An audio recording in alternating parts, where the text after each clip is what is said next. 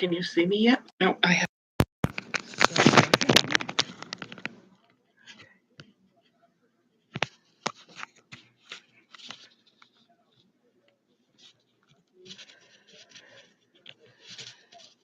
Hello. Can anybody hear me? Can you send a message to let me know you're here? Oh, there was two of you here, and then all of a sudden there wasn't.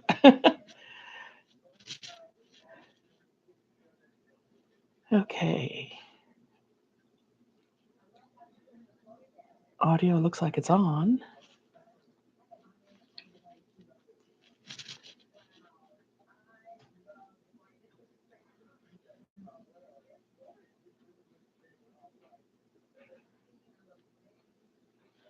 Oh, looks like I'm the only one in here. Why is I'm in?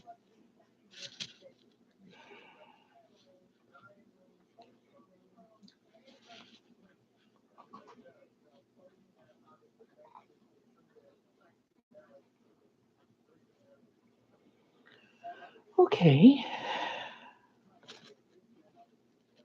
What's going on?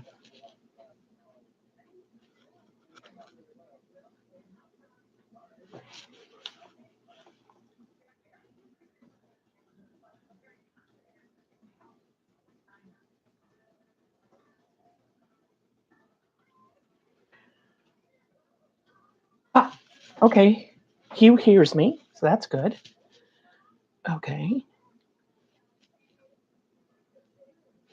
And you've got about another minute. So can you also see me, Hugh?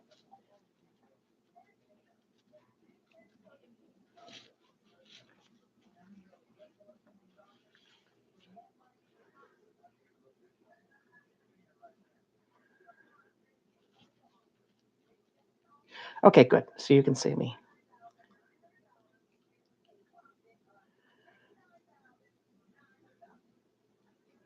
My sister's going to be my backup for watching for people who give ask questions that I might miss. Ah, okay, there she is. Okay, I just had to get back in there for her. Okay, well, hopefully some people will join us along the way. If not, people will be able to catch us on the recording.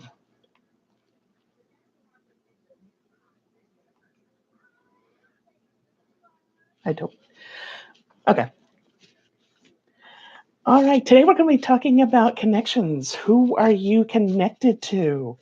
And I wanted to do a little bit of an introduction about my vision and my mission that I'm trying to accomplish is that I think genealogy is not only the study of who we are and who we're connected to, but we can use that information to actually help create a platform of dialogue between people, create and build a bridge between peoples. Because once we understand where our own histories and can come back to that, then we can help to create a bridge between people and start talking and understanding one another. And hopefully maybe even create some peace in the world. So I think genealogy has a far more uses than what we use it for. But the first, we have to start with the I. There's an I, there's a we, and then there's the all. And today we're going to be concentrating on the I because we need to learn who we are and how to get there.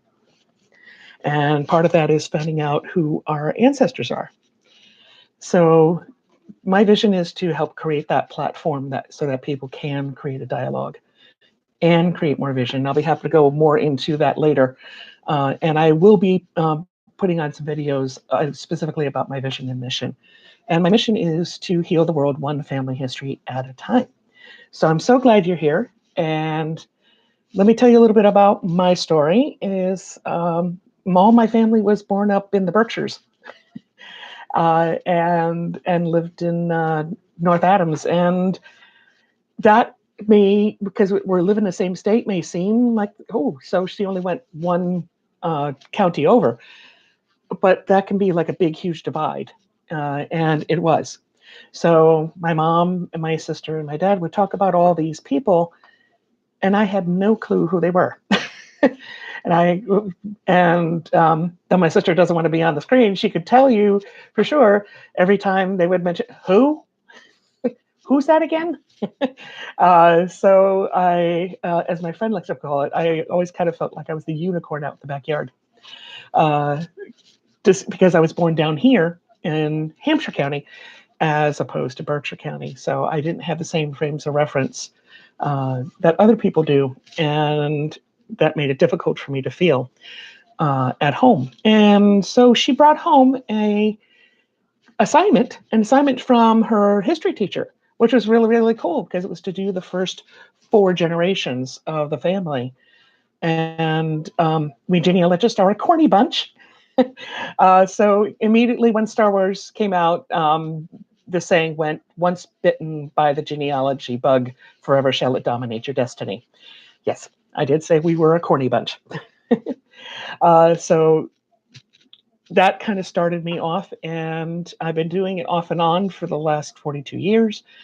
And so, yes, so that's kind of how that happened, how I came into it, and how I got to the point where I can see it being not only great to learn our own family history, but also as a tool that we can actually use for social change.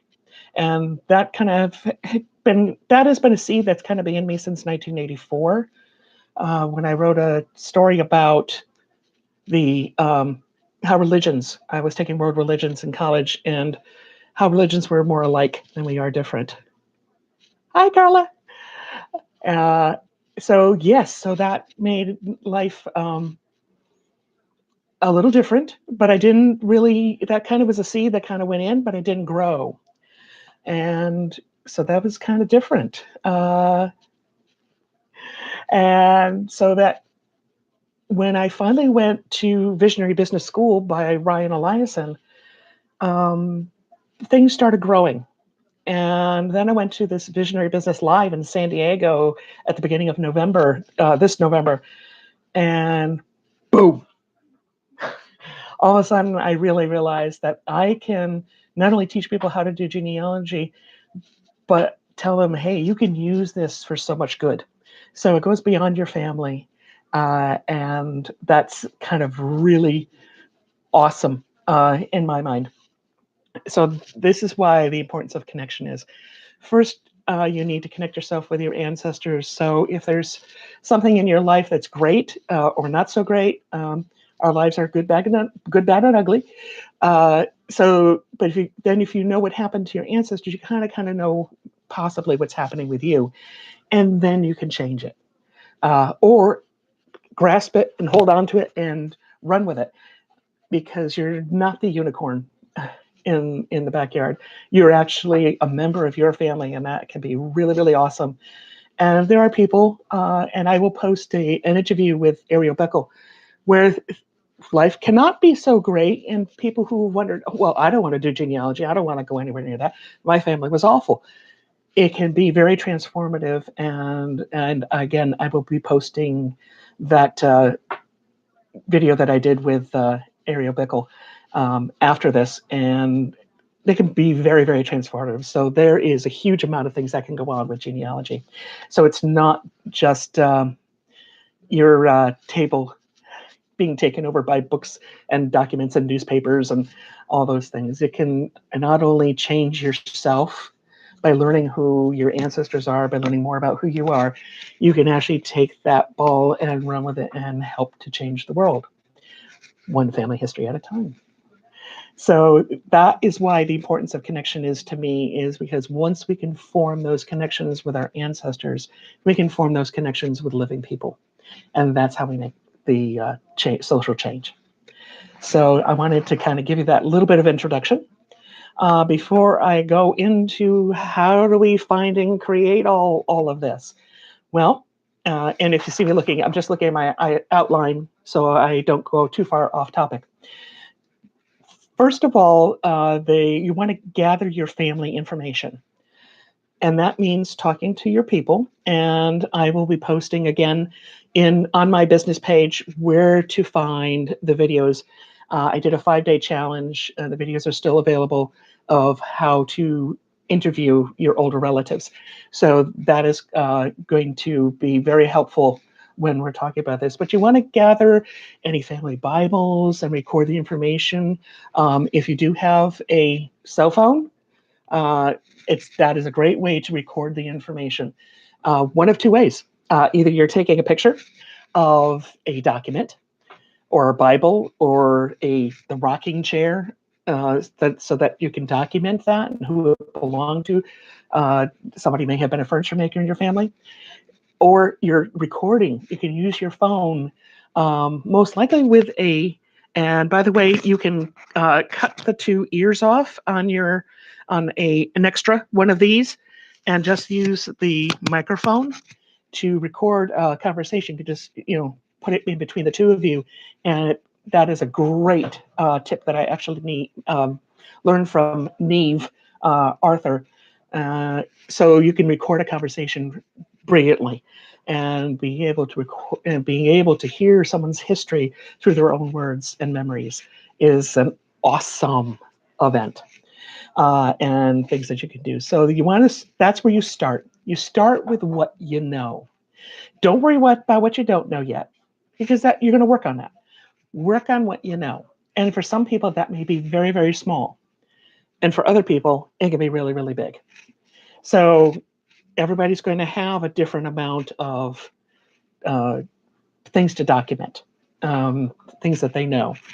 And I have sent out, hopefully you didn't miss it, but I sent it out an email to all the registered people. And if anybody's just dropping in, it is also on my business page, facebook.com/Royal Genealogist. And genealogy is Genealogist in this case. We need Royal Genealogist on Facebook. And you'll be able to get all the documents. I got some free forms from Family Tree Magazine and from Ancestry, and they're free, so you're welcome to use them to your heart's little delight, and be able to help start collecting all that information, or collect even more. And that's what you start with. You start writing down with what you know, and then you start interviewing some of the older relatives, because most of us start too late and people have already passed. So if you can even find a best friend of someone, or if they were in the military, maybe even some military buddies from the same unit that might just still be alive, and be able to interview them, and that'll give you something to work with, and it'll also help make your ancestor a living 3D person instead of somebody who is on a sheet of paper. And again, that just makes people to be known a lot better. Digitizing, I kind of already mentioned digitizing any documents is essential in this age, because paper gets lost, it can burn. If you save it in 3 different places, at least 2 of them being off-site, as in the cloud or in a drive that you just take with you whenever you leave. That is going to help preserve things when paper deteriorates. When the rocking chair finally has had its last leg and falls apart into dust on the floor. So all those things, if you saved them digitally, technology is going to come along where we can transfer it to any other form. So that is almost essential in this day and age, to digitize things. It's also going to make it much, much easier to share with your other family members. So you do want to take those and label them. And there's no perfect formula for labeling. Just keep in mind, you know what you're saying, but you might want to make sure that the person behind you will get it. Oh, that chair was from 1840. It was made by great grandpa Rufus, and and be able to identify who that person is by putting Rufus McGillicuddy. And it's my favorite last name to use for examples, by the way. So yeah, I love Lucy. In case you're wondering, where's McGillicuddy come from? I love Lucy. So that's what you want to do with that type of thing is when you're labeling it. There's no perfect formula out there. I saw in one of our forums, what's the correct way to label? There's no correct way to label. It's what you will know, what you're talking about, and hopefully the people behind you will also be able to know what you're talking about. The other thing you want to do, and this is before you actually start doing any research other than interviewing relatives and looking for things, is you want to look in the attics and closets of the homes that your family are still living in. Invariably, if they have an attic, there's a box up there they have completely forgotten about, and it might have clothing. And people don't think clothing can tell a lot of a story. It tells a lot of stories. The picture is worth 1,000 words. And if a picture is worth 1,000 words, having the actual object in your hand tells you basically the same thing. Something gives a lot more story to that person. So please check attics, check in closets, and look in old suitcases and boxes. Don't forget the suitcases. Hi, Jeannie. I'm glad you found me. I'm sorry it was so hard to find me. Um, Tell me afterwards about how difficult it was, and I will try to find a better way to make sure people know where I'm going to be. And hopefully next time I'll be able to simulcast in Facebook for those of you who like Facebook. But yes, do check in. People have found by mistake and too late that there were photographs in suitcases. For some reason, that seems to be a source that older people tend to put old photographs that aren't mounted in books. And those sometimes are in book. Sometimes the scrapbooks are in our photo albums are in the big cases, but most of the time it's free photos, and they're in suitcases. And when the hurricanes went through, out came flooding the suitcases.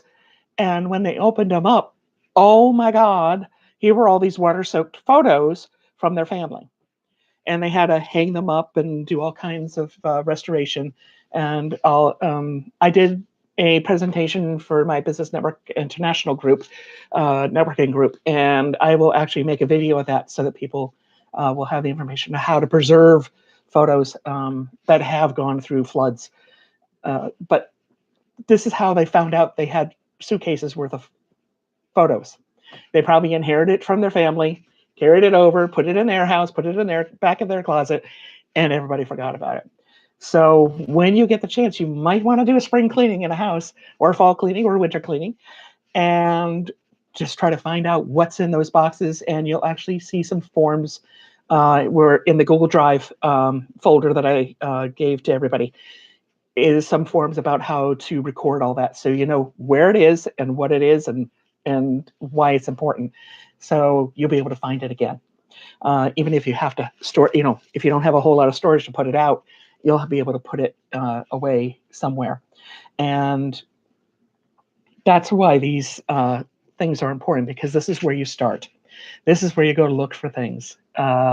If you know somebody used to work on a railroad, if you have a railroad museum, if you have the chance to go to a railroad museum, then that gives you more information, because you can go there and say,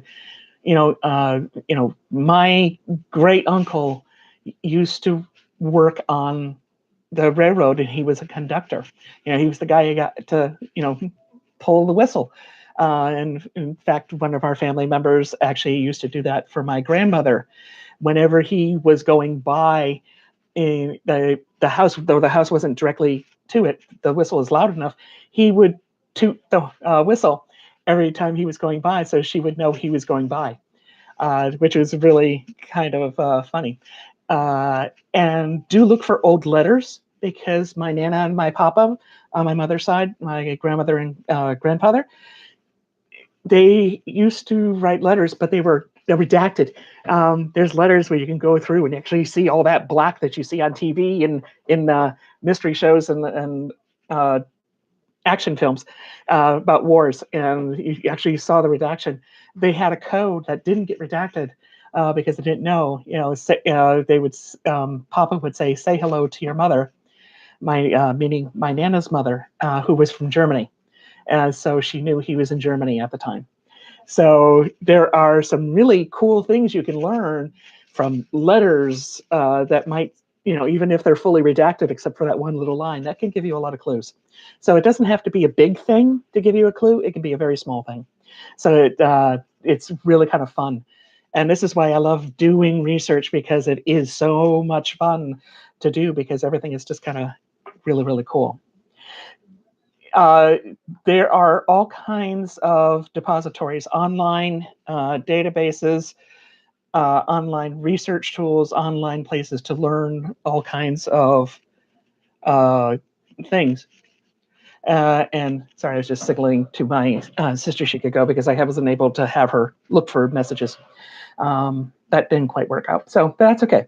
Anyway, libraries and archives. Archives and libraries. Not everything that is archived is in a library. But you definitely want to look in both places and ask the people, do you have archived material?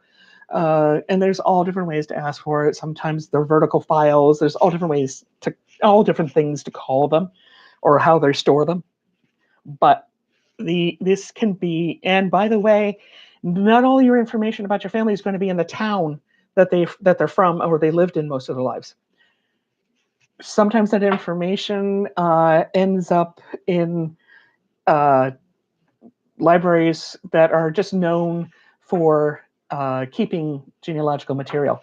So there is, and I will give you a little bit more about that. I only have an hour, so I'm trying to be very cognizant of the time and make sure I give you as much information as I can. So do look for posts afterward about some of the things I mentioned. And there is a search engine just for archives. So things that have been indexed and have been put out there that, yes, we have these.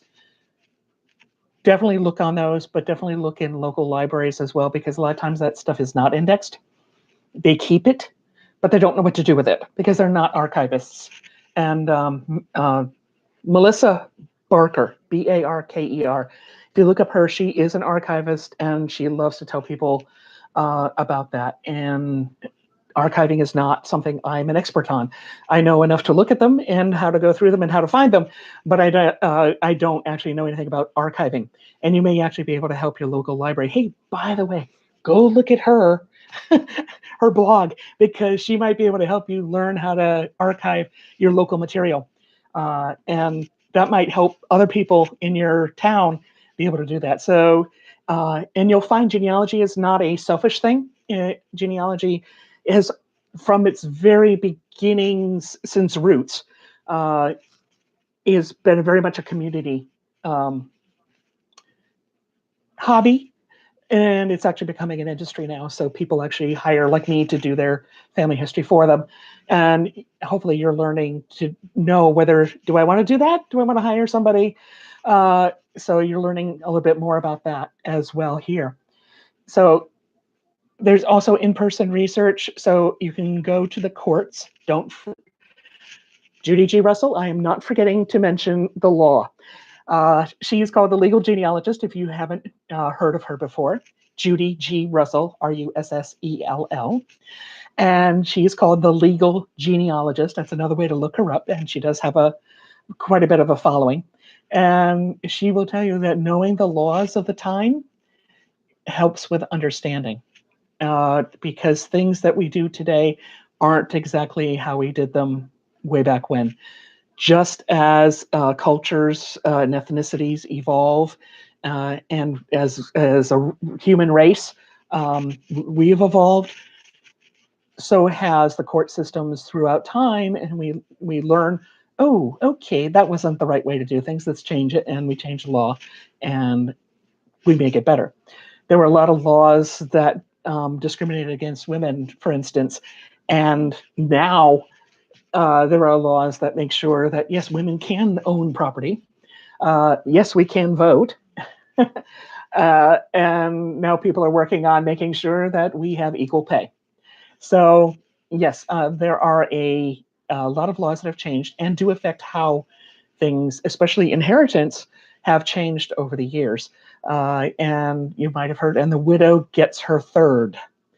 That was a law for many, many years. And we have a system that's called common law that came out of the English tradition. However, if you go to Louisiana, that came out of the French tradition, and that is notarial law, like a notary, except notarial. That works very, very different. The notaries can or cannot be lawyers, but most of them are not lawyers. But they recorded all transactions, anything that would now go through what we call a probate court. The notaries used to handle, both in ancient Canada during the French Canada. Hey, how many people might be from Canada? Kind of say me, especially if you're French Canadian. So that way you'll know a little bit about that. I do a lot of that. And that gives you a lot of information about how things happen. Where do I look for those records? And I'm just giving a quick French Canadian because it is different than regular common law. Common law, everything was recorded by the civil government. And one of the documents that I gave you, I think, tells you when statewide, not each individual town, but statewide required records. New York is a troublesome spot. Hi, oh, good, Jeannie, thanks. Yes, they came. New York started almost into the 20th century before they started requiring full-on civil records from the state. So it can be very hard trying to find anything. And if you're French Canadian, because a lot of the towns also didn't do it, you have to actually go up to the church records. And if you're doing French Canadian work, you're looking at church records and notarial records. You are not looking for civil records until you get to much more modern times. And even for a great amount of time, when the English had taken over a government, they still kept that system because it took a lot to change it over. So you're looking for church and notarial records there. But if you're trying to get into Canada, you have to look at the church records because they used to have circuit priests, just like a circuit judge goes to place to place to place to dispense justice. A circuit priest did the exact same thing, and took all the records, all the births, all the marriages, all the deaths and burials, and took them back up to Canada and recorded them in his own parish. So that can be very difficult. And a lot of these things happen throughout the United States. In the New England, we don't look at plat records quite so much as we do in other parts of the United States. And because they have different kinds of land books. So again, thank you, Judy G. Russell. Look at the laws of how this information is recorded, and that'll really help you find the information and be able to do all these things. So, and be able to find the information that you're looking for and find the clue. And you'll find the earlier and earlier you get, those kind of transactions, land transactions, or any kind of property transaction that was recorded, maybe the only information that's documented and still is available today, that is available to be able to discover who your family is. And don't forget places that do recreation of times. We have one here in Massachusetts. It's called Sturbridge Village. And they recreate colonial times and allow you to go and interact with these people. Mystic also has, in Connecticut, has one. And I don't know where they all are throughout the United States. So please feel free to let me know, and I'll just start making a database of them that'll be available on my business page under files so that people can go, oh, okay, okay, there's a source. I know, because that can tell you a lot about how things happen. Also here in Massachusetts, we have something that's called the Eastern States Exposition. The location is called the Big E, because 3 E's, Eastern States Exposition. So they call it the Big E, and it's actually all 6 New England states. And they actually have little replicas of their state houses, and good eating, by the way. So if you're ever coming to my area in September, ask me about the dates, and you should go because you are going to pig out. It's a lot of fun, and they actually have a crafters common, and there are people who are making brooms the good old fashioned way. There are people who are there's a whole smithy that's actually built uh, in there. You can actually go into the building. It's a permanent building and go through. And Storyton Village is there. And again, there's a lot of shopping, but a lot of the houses have a lot of the history, and you can actually see that. Don't be afraid to. Nope, not Sturbridge, Massachusetts. uh, so that is something that it gives you a lot of information. My sister and I were visiting in Montreal for a week, and it was Labor Day for them as well as for us. It was the same day. And so we are kind of bored because nothing really was open. And so I said, well, let's go to, I don't know, I'm going to mispronounce it. My apologies, Longueuil. So we went there, and there was this big craft fair going on. And they actually had their sister city, which was a city in Africa, that was there. So we got to see all kinds of items and crafts and dancing and music from Africa. But I also got to see how things, because they had a lot of the old character. So don't be afraid to look in unusual places for information on your family. Because, oh yes, Williamsburg, Virginia. Yes, Andrea. Yes, my sister and I have went there too, and it's awesome. Don't avoid these places. They're not just tourist traps. They do have a lot of information, and don't be afraid to bug these people with the 10,000 million questions, because that'll really help you learn something. And it may not always be about your family, but and I was at Sturbridge Village, and I said, "Gee, aren't the eggs going to spoil?" Because they were just sitting out there, and there's no refrigerators in old Sturbridge Village. And we weren't in Alaska where the Eskimos could put it in the snow. There were no refrigerators. And she says, "No, actually, eggs deteriorate much faster when you put them in a refrigerator. They actually last out on your counter and in your home much longer uh, if you don't put them in the refrigerator." So that was a little fun fact, because I also like to bake and cook. Ooh, okay. So as long as the egg didn't end up in the refrigerator first, I can leave it out. While I'm till I'm ready to use it that day. And so that those are fun little things you can learn, and you can learn a lot about your family by going to these things like the Paul Revere House. I know more about Massachusetts than other places, so that's why my particular references will be there. But do look at all these different places. Now, how do I start researching? Okay, in the documents, I have a research log. Now, the research log, why do I need to keep a log? Do I have to? No, you don't have to. If you want to make life easier so you're not constantly looking back at the same information, or say you want to clarify something, say your photo got damaged or the file got damaged and you need to go back and find it, you will have written down what book it is, where it was located, the depository. So don't get thrown off by that word. The depository is where is the building or place that it is located. Excuse me. And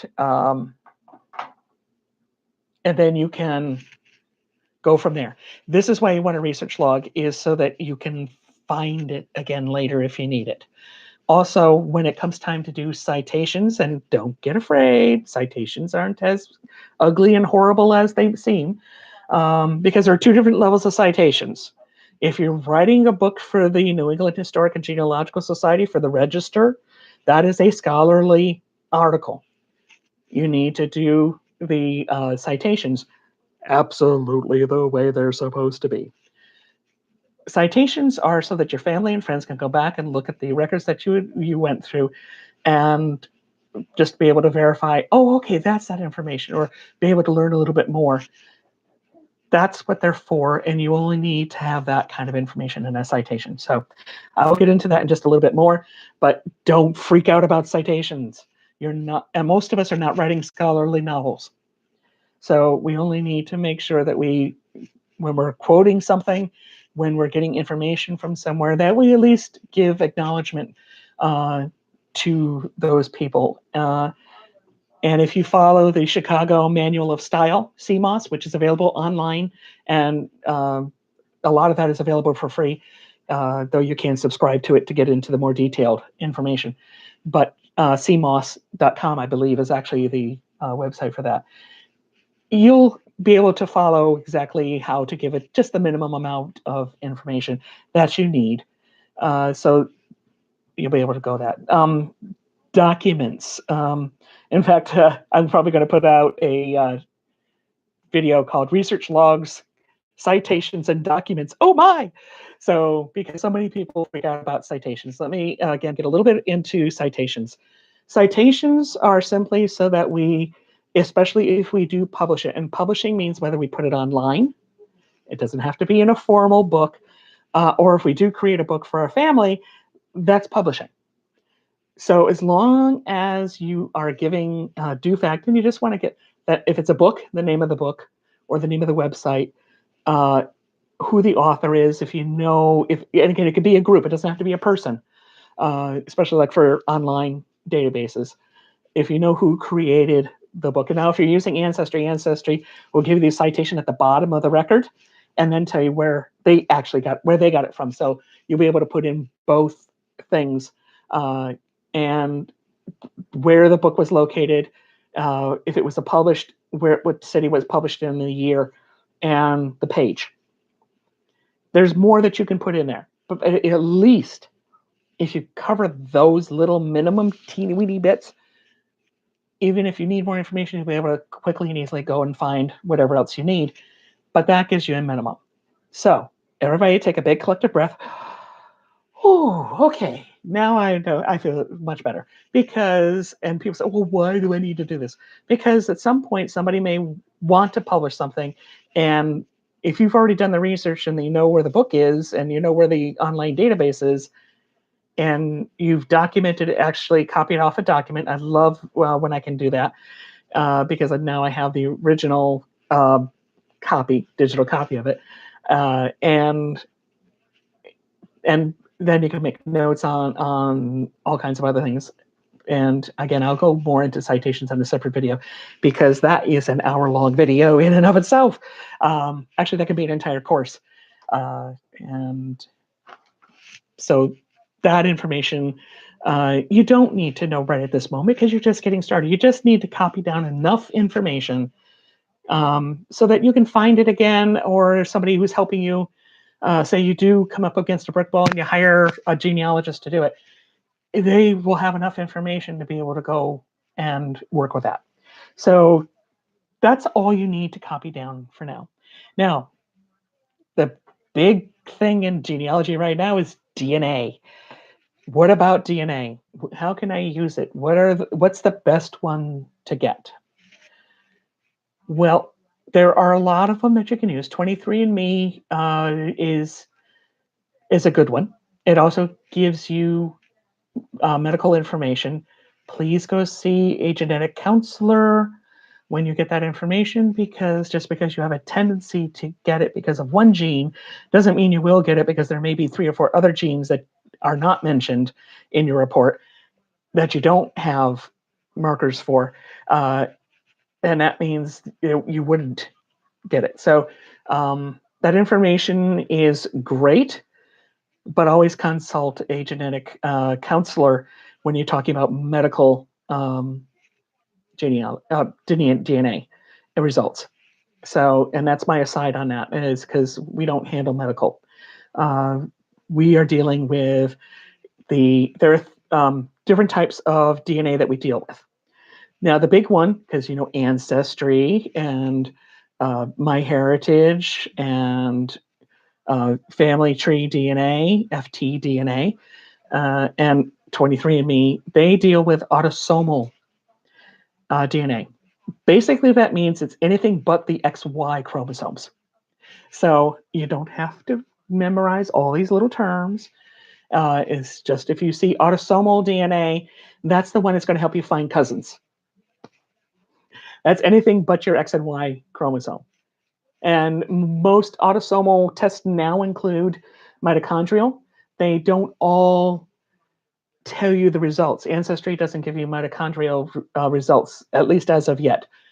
Family tree DNA gives you mitochondrial. MyHeritage, I believe, also gives you uh, mitochondrial DNA. And I'm going to get into that in just a second. So the biggest one we all use is autosomal. And those are your family finder for family tree DNA. That's their term for their test. A lot of these are on sale right now. The Ancestry DNA is just called Ancestry DNA. And I believe all these are still on sale for some pretty remarkable sales going on right now. And MyHeritage, uh, they also have the autosomal mitochondria test. And I believe I know one of their sales just went off, but since it's the Christmas time of year and the holidays, you're going to find going on sale a lot. And you'll be able to save a lot of money. So you may want to get them for your cousins and family members while you're at it. Now, that is the autosomal. And that is in a nutshell, because you can take an entire year's course on DNA for genealogy. And there's a lot of places to plug them in, and I'm going to talk about that in just a second. I just want to get through the other DNAs. The Y DNA is men only because they're the only ones who have the Y chromosome. And I'm talking about birth gender, not who you are when you come out into the world and decide who you want to be. In this case, I'm not trying to be insensitive. Genealogy only deals with birth gender. And so Y-DNA is those who were born male. They have the Y chromosome, and that is a very straight line, linear way of getting to someone. And people have found, oh, I'm a royal. Boom, boom, if I was male, boom, boom, boom, boom, boom, boom, boom, and I'd find royal, royal, royal, royal, royal. My father, grandfather, great grandfather, and so on and so forth. Usually up to the fourth great grandfather, because the sample size is a little small after that. But you can really kind of just keep going with that family line. But every once in a while, royal, royal, royal Smith. Oh, okay. That can be a lot of different things. Somebody could have been adopted. Um, and there's a variety of different reasons that happens. Somebody could have just changed their name. They didn't want to be Smith. They wanted to be royal. So that happens too. So there's a lot of different things, but that can happen along the way. But those are huge major clues because you're looking for, great, great, great grandpappy, and you don't know he's a Smith. So you're looking for royal, you're never going to find him because he's a Smith. So this makes genealogy very easy on the Y chromosome. So if you have a male relative and you're looking for on a single surname search, you can do that. Now, the X chromosome, it's not used quite as much that you can test male and female on that because, sorry guys, you have one X and one Y. So you do have an X chromosome, so you do inherit something from your moms, and that is the information that goes there. X chromosome and mitochondrial are not linear things. So you're going to have to kind of go back and forth because the tradition was for many, many years is a woman takes on her husband's surname. But for a long time in Canada, just by the way, if you are French Canadian, here's a little gift. Almost everything except when the English took over, but most things except for some of the census work and some of the other English records, the wife is always referred to by her maiden name. Yes. So French Canadians have it a little easier than the rest of us.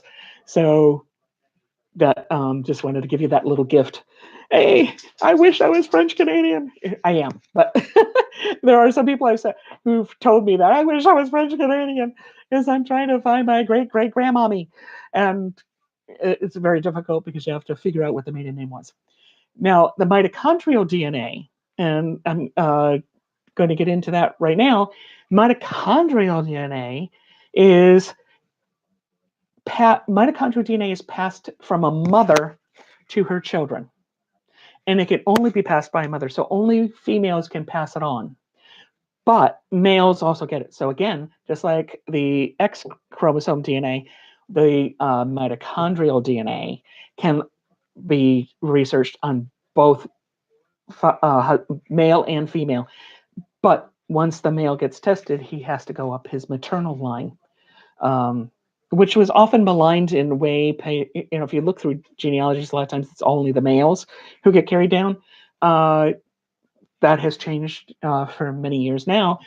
Uh, but if you're looking through old things, it may only go by the male line. So you may have to look in one book for the grandmother, run over to another book to find the great grandmother, run over to another book and find, and so on and so forth, because they didn't, most in the past did not carry down the female lines along with the male lines. So that makes life very, very difficult when you're researching your female lines. So, but keep that in mind that those DNAs, they do, there's no magic pill, there's no little magic chip. You don't plug in your DNA and out pops your tree. What it does is it's another tool to use, just like any of your research, and they go hand in hand. They go together. They are coupled. So DNA by itself doesn't tell you tiddly squat without the research to go behind it, without all the documentation to go behind it. And a lot of people think that your DNA is that cute little pie chart or world map that Ancestry is now using. That's cocktail conversation. The working horse behind the cute little map or pie chart is the raw data. And that's where I help a lot of people out because they don't know what to do with it. And what I can do is I can yank that out of Ancestry, which is why I kind of like Ancestry. I can actually put it into at least two other big databases, MyHeritage and Family Tree DNA, and be able to, without, for a minimal or no cost, depending on which one. If you're going to do MyHeritage after December 1st, that will cost some money. And Family Tree DNA, okay, good, I'm on time. And the Family Tree DNA is currently free, though, if you want to get more information, $19. So it's not huge amounts of money. You don't have to join Family Tree DNA. You don't have to join MyHeritage. For a small fee, you get to have access to the cousins, and that's what you really want. Because again, like I said, autosomal is the workhorse for most genealogists because that tells you cousins. Now, cousins may have already done some research on something that you don't have. And again, remember I said genealogy is a community-based group. So that everybody is able to come together and put that together and make that research a lot easier because they may have the sources and everything else that you can, oh, cool. Now I found great-great-grandma.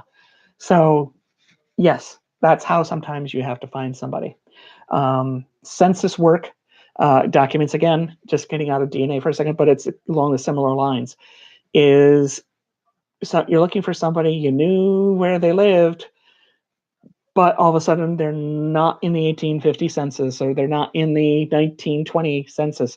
And you're wondering, okay, where the devil did they go? Number one, city directories for the in-between years can help you. State census, which was usually on the 5th year in between. Most states do it on the 5s. And again, city directories will give you every year of where they lived because of a city directory, which are really, really cool, helpful hints. The other thing is just sometimes you have to look in other members of the family, and it's not always the sons and daughters. It can be the cousins and uncles and sometimes even an in-law family takes in the grandfather who can't live by himself anymore. So this also works with DNA, being able to find it, because sometimes the information on your line is in somebody else's research, even though that was a married-in family, but they did the work and that can really, really help you. Or lifelong friends can be found. Yes, absolutely. You can reconnect with family members that just through time and space, not because of a issue, through time and space, didn't exist. I had a very good friend, Jeff Rock, and we're related. So we found out we were cousins. So that was just kind of cool. So not only can you find lifelong friends, but somebody who's already your friend, you can find out, ooh, we're related. So it's really kind of fun. And actually found out that I've mentioned a couple of times Visionary Business School, and my accountability buddy there, the person we were kind of keeping each other accountable to what we were doing, uh, is also a cousin. So they can be a lot of fun finding cousins. And this is why I all recommend it for senior people who their world, for relatives that they know, keeps collapsing because people pass on. You can help expand their world back out with cousins they didn't even know they had, and expand the world back out. And through the technology, they can actually talk to one another. So there's a lot of benefits to going to do this. Um, and again, how I talked a little bit about how to create a 3D ancestor. Uh, and I'm trying to go on because I'm trying to fit everything in an hour. Uh, Occupations, again, I kind of mentioned checking out occupations in museums or living museums, uh, to find out more about what somebody did, what did that look like, what was their life like. um, Newspaper articles, especially the older newspapers. When somebody had a dinner party or invited family from out of town to come, it often ended up in the newspaper because back then newspapers didn't have as much crap to report, um, or stuff to report. I really shouldn't call it crap. But I find older newspapers far more interesting because they would say, "Oh, my dad, Bob Royal, is going off to the Korean War, and he's going through this graduation ceremony, or that he did the Pledge of Allegiance for the 4th of July, I think, because he was a Boy Scout." These things are really interesting and tell you a lot about your ancestor. So newspapers can be huge. And I had mentioned archives, but I didn't mention why to go to archives. People have done other research, so that somebody else's research on your family may be there. The other thing is there may be a journal that they donated because nobody wanted it. How often have we lost stuff because it went into the dumpster? And I can tell you that my cousin's mother, who was a wiffle, and everything got thrown into the dumpster. And she had actually been ready to send everything out so she can belong to the DAR. She was related to kings and queens of England, which I think I've recreated a little bit, but I still have to prove it. But stuff gets lost. Some people thought ahead and save that information. And by the way, you might want to check out Thomas McEntee, MAC capital ENTEE, and he has a small, very inexpensive booklet on Amazon about how to preserve your digital information. So, yes, please do check that out because rather than try to recreate what he's already written, I'll also put it in the Facebook page so that you can find it. And that is an excellent book about how to save your digital information and how to make sure that somebody has access to it, legally and otherwise. So that information isn't lost like the diaries. Journals, diaries, there are a lot of things that, my apologies, a lot of things that can end up in a archive or a library, a local archive library. You also want to check out the local history. So do check out your historical societies. Knowing what happened. Um, my Irish ancestors came over, and I'm just going to use this as an example, during the potato famine. And what a lot of people don't realize is that potatoes were like currency. So this was affecting not just how much they ate, but how much they could buy. And there was a lot of other things that were going on. My great aunt tells the times of pillaging and raping in the villages. Not so pleasant history, but it tells a lot about what they lived through and why they kind of came here. So that information can be very poignant. Not being able to practice your religion, not being able to speak your own language, explained very much why my great grandfather, Daniel Buckley, kept his primer on the Irish, otherwise known to the world as Gaelic, but us Irish call it the Irish. And he kept his primer on it so that he never forgot his language. Why would he do that? Now I know, because I know what was happening in the history. So things your family did, or a tradition that happened, or whether it be good, bad, or ugly, something that happened, what's the history can tell you why. And for those of you who are local, you know that we had this big tornado go through and damage huge amounts of property uh, within the last a little over 5 years ago. So those things are remarkable, and they do happen, and they do change the lives of people. So definitely keep that. Another tool that you can use is a timeline. And a timeline is just a line with different dates on it, and you can put little arrows to little boxes. So you want to leave room this way, so you can put your little boxes about where things happened to your family and what things happened in history. And that can really, really be helpful to make sure that you do things. Now, how to get organized? How do I organize all this?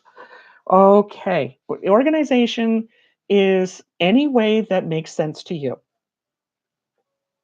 There are a lot of tools and a lot of ways of doing things, but there's no one way to organize it. So I happen to be a multi-potentialite, which means putting things in a cabinet doesn't really work for me. So the cabinet file is not how I think, which is why I use Evernote, because I can just use tags to find things, which is why I digitize everything so I can find it through Evernote. But even if I have physical items, I can still put an index of physical items of where they're located and who has possession of them, and be able to tag it for myself, because that's how I think.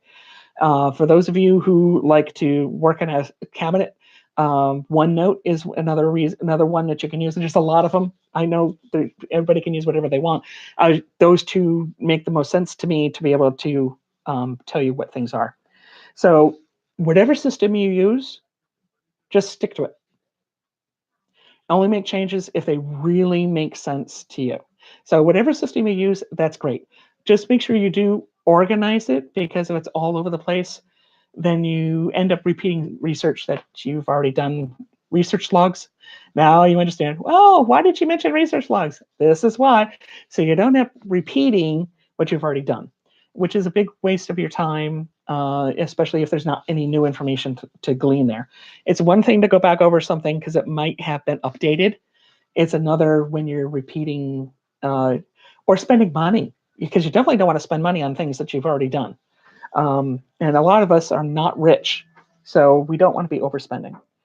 Now, if you hear nothing else of what I said today, when you're researching, at the end of the day, before you spend an hour or 2 hours, writing everything you do in sentences.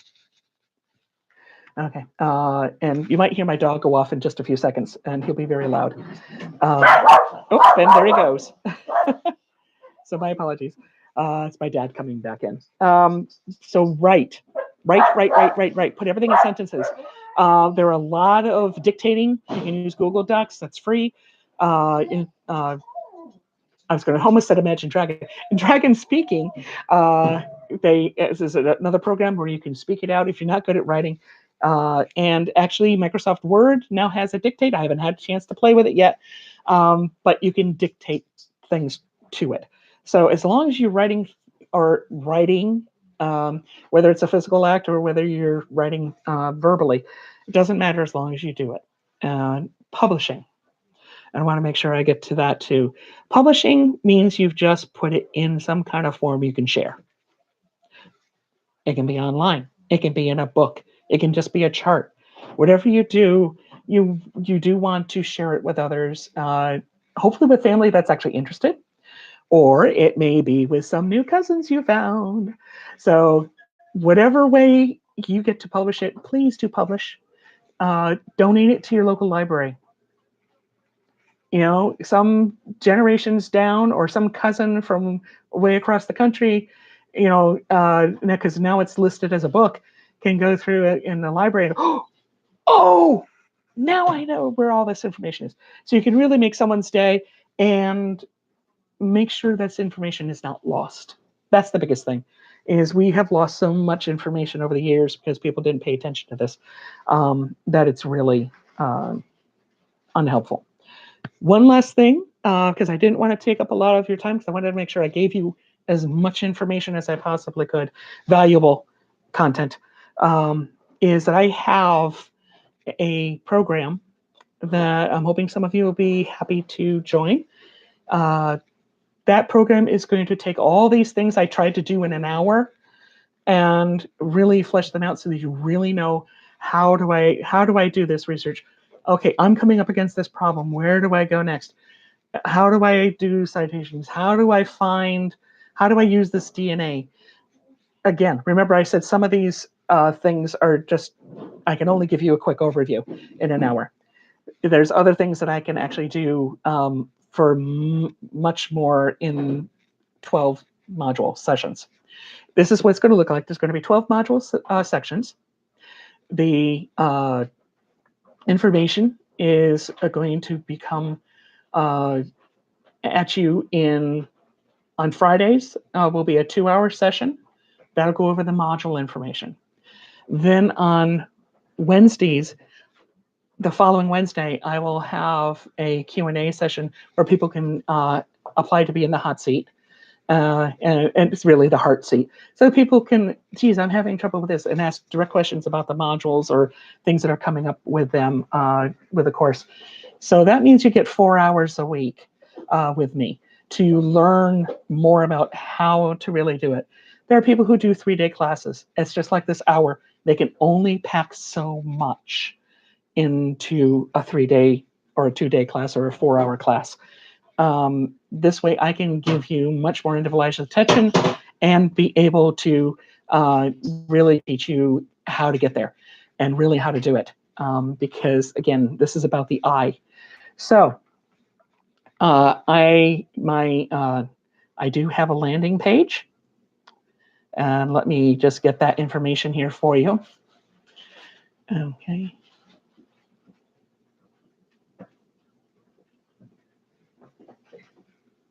And I'm going to get that for you in just a second. So while you're waiting for me to pull that up, because I thought I had it handy and it closed on me. So let me just get that up. So what that's going to do for you, again, is really teach you more and help you get moving along. And if you're a little bit more advanced, also help you to get there.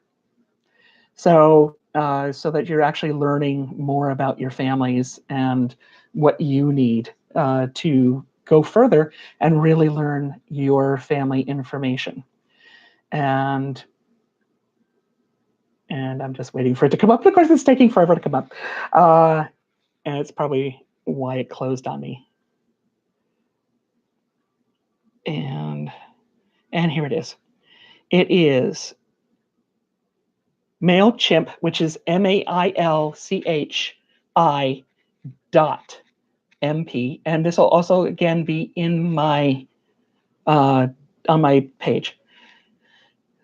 So MailChimp, MailChi.MP /0 small d 54 small ef 832 BAD small letters / and here's the easy part, ancestral connections, one word.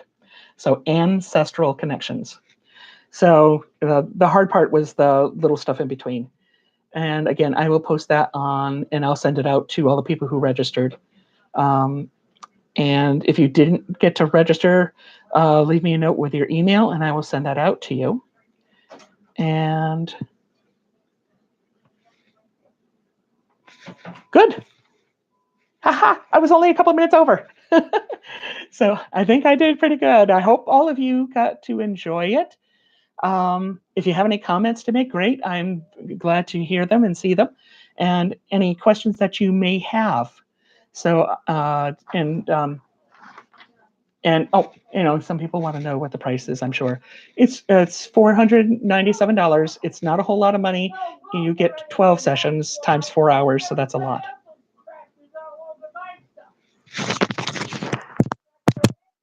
Great, thank you. Oh, thank you, Hugh. So I'm going to sign off. So you guys, oh, great. Thank you, Jeannie. Are there payment plans? Yes. And I'll discuss those privately because you can do that in 3 easy payments.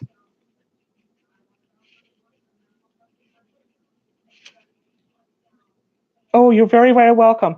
Thank you, Carla. Thank you, Craig. Thank you, Andrea and Jeannie.